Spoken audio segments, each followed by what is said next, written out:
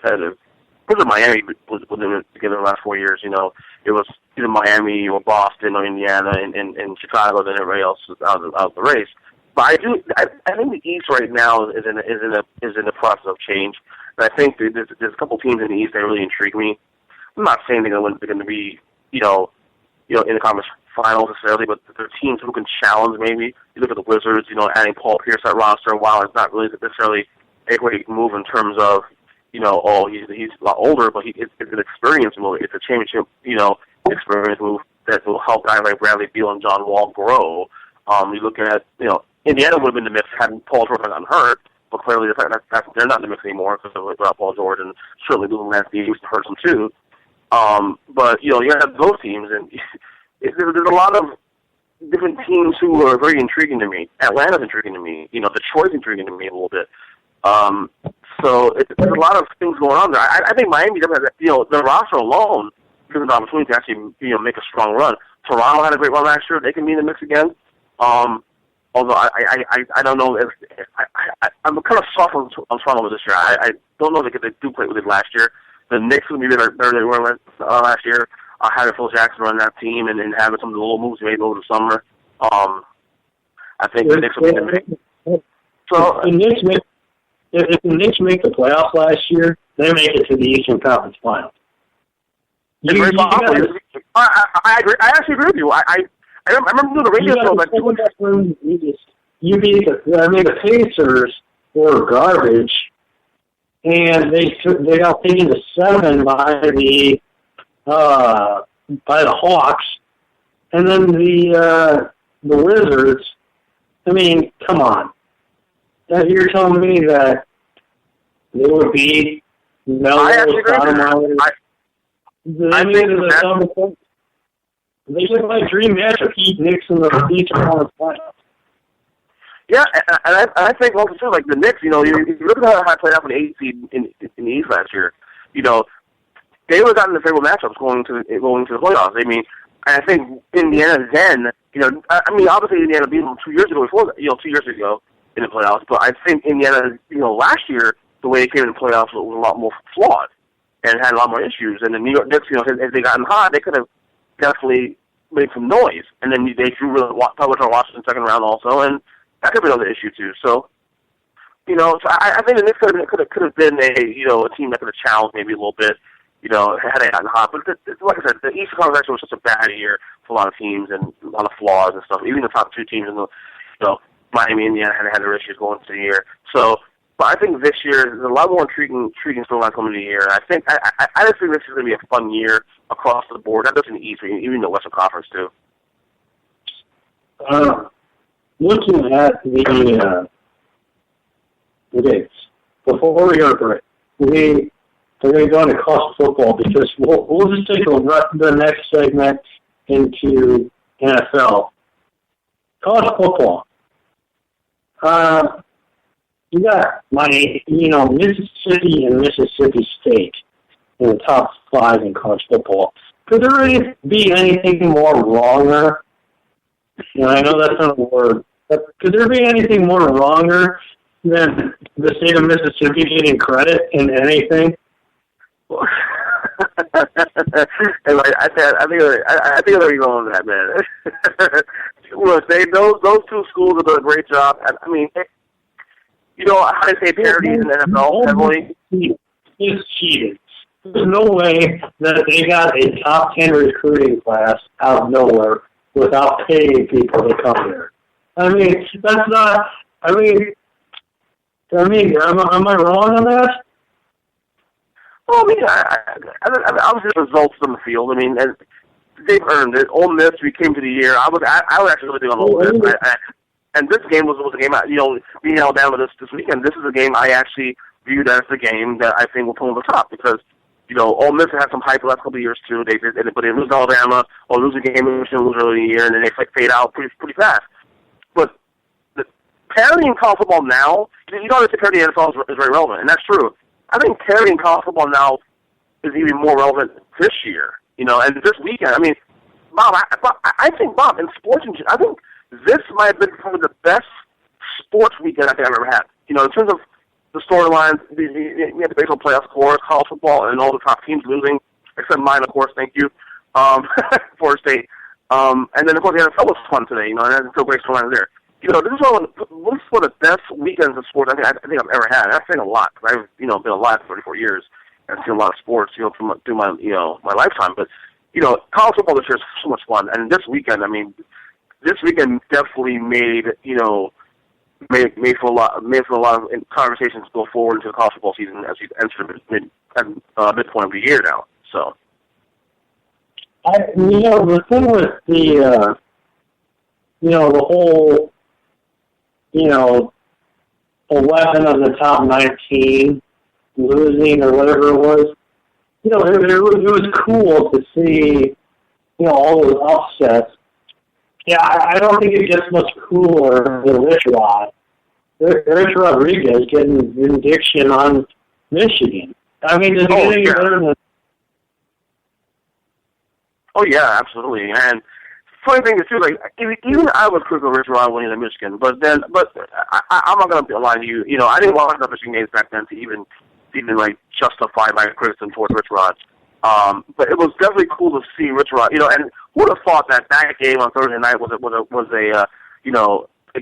clue of what was going to come that weekend? Who would have thought that number 2 Oregon losing was just the start of a string of teams losing, what they did the weekend? UCLA losing, of course, Alabama, A&M.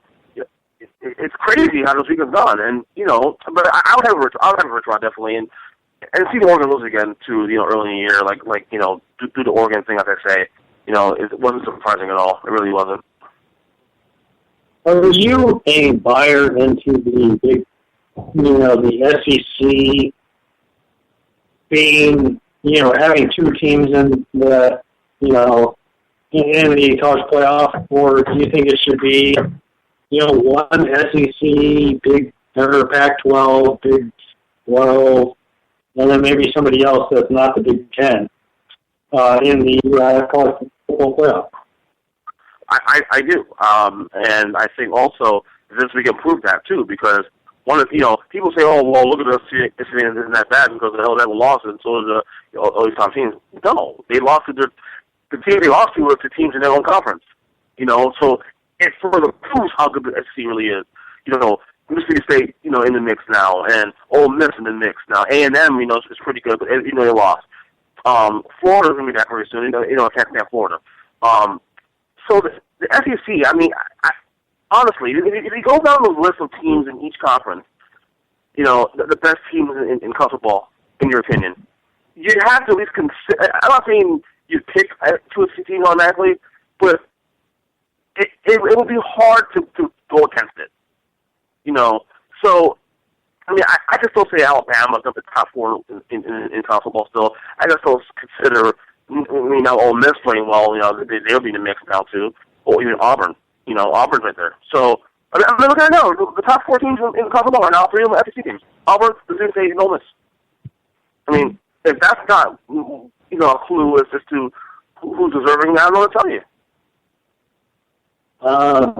We're going to go ahead and take a break. We are here with DJ Christian, the Honestly Speaking radio show. Go ahead and call in if you have anything after the break at 585-633-7487. Again, that is 585-633-7487 on LateNightSportsRadio.com. This is the Bob Sullivan Show. You're going ahead.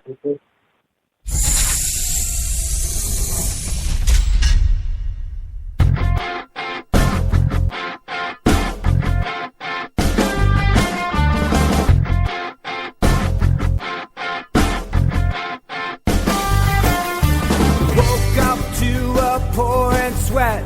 Hey, there goes Joan Jett, Woke up to some wailing, was Van Halen on my radio. Parachute pants, skinny ties, Michael J. Fox, family ties. 1984,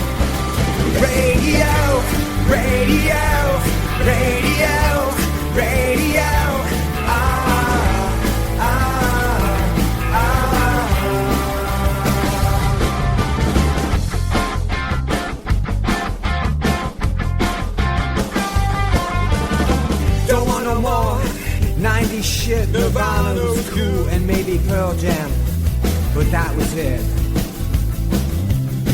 Give me Springsteen, rock and roll, Cheap Trick, not Oingo Boingo.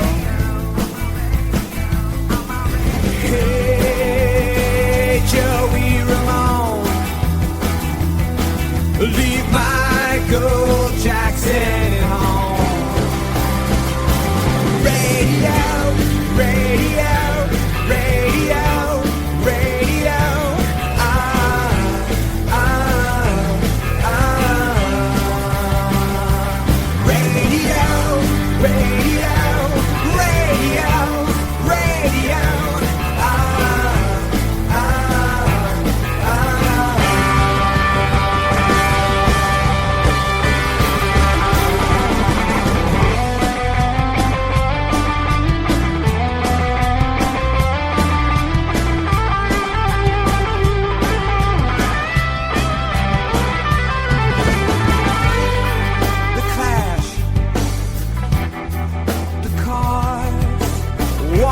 Wonders, they're all stars. Billy Joe, the alarm, boombox hanging on my arm. Radio, radio, radio, radio.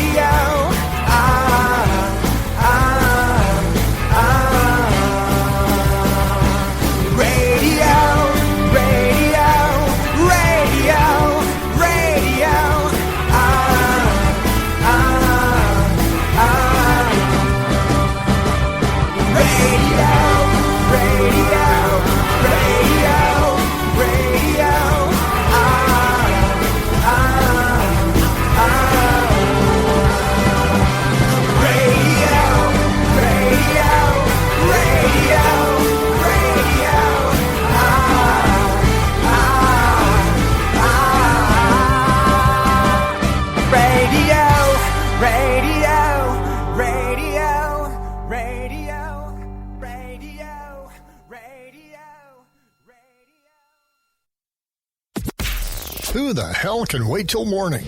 Talk now at latenightsportsradio.com. Due to technical difficulties, we fast forward to later in the program. Break this whole thing up because they couldn't get their stuff together. It'd be a shame. As far as the, looking at the, domestic violence and all that crap. Granted, domestic violence isn't crap, but they're talking about it has gotten tiresome. When do you think the NFL starts to dip in ratings as far as domestic violence and all this, these issues start to kick in? I don't see it kicking in full. I think it's going to be more so people like me, I just become tired of the NFL. It goes NBA at the top, several levels down, NCAA basketball, then NFL, NCAA, Major League Baseball. I know that's the minority, but I don't think that NFL is going to be a big deal for a long time. I think Mark Cuban is somewhat right. Too much is going to be too much at some point, and people are going to kick back on how they feel about the NFL. I'm there myself. I'm there too. When Mark Cuban said, while it may have kind of outlandish to the diehard NFL fan, he was on point there. Take me, for example, and I love the NFL, but when I'm starting to be more selective of stuff with the NFL, that's a problem because once upon a time, it didn't matter. Any game would suffice. Thursday night game suffice anything. Now I'm selective with Thursday night games. If the Giants aren't on, I'm not watching it.